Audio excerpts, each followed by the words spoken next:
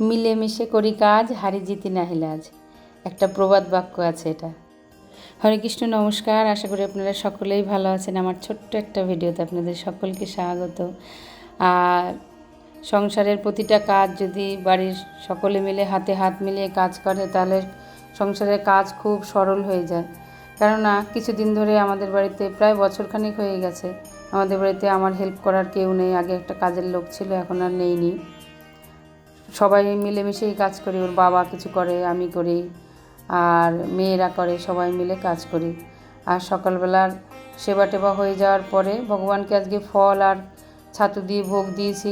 ভোগ দেওয়ার পরে উপরে চলে এসেছি। একটা ওর বাবার জিন্সের প্যান্ট এনেছে, সে জিন্সের প্যান্টের পকেট নেই।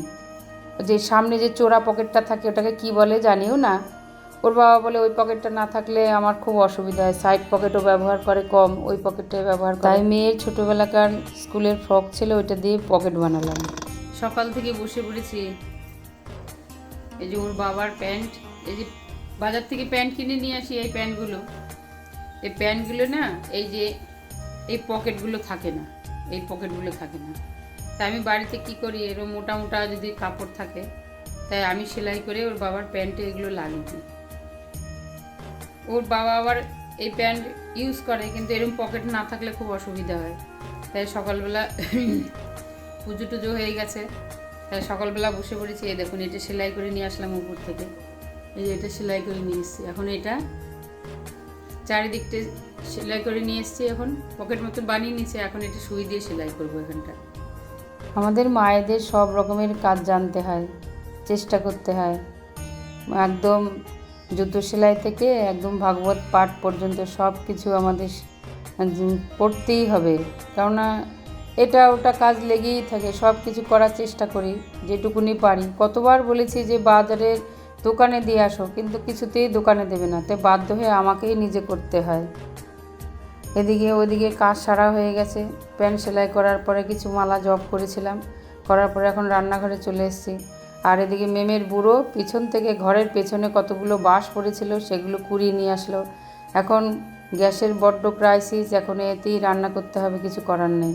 এদিকে ইন্ডাকশানে রান্না করব, কারেন্ট পড়বে, কত জ্বালা।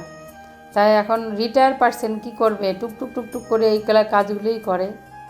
যেদিন রেশন থাকে সেদিন রেশনের চাপ থাকে প্রচণ্ড, তাছাড়া আমার সঙ্গে একটু হেল্প করে, এই কাঠটাট গুছিয়ে এনে দেয়, উনুনটা ধরিয়ে দেয়। কিছু করার নেই, সকলে মিলে হাতে হাতে না করলে পরে সংসারের কাজ এগোবো কী করে বলুন।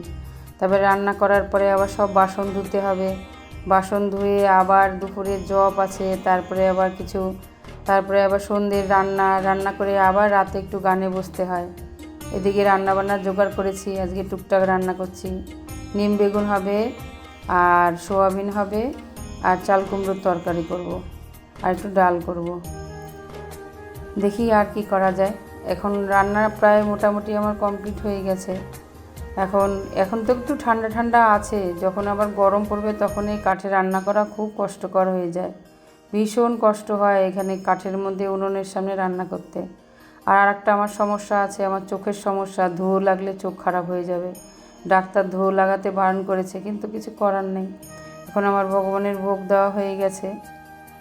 এখন ভগবানের ভোগ হওয়ার পরে কিছু মালা জপ আছে, জপ করব, তারপরে আবার সন্ধ্যের রান্না। কখন যে সময় বেরিয়ে যায় টেরই পাই না।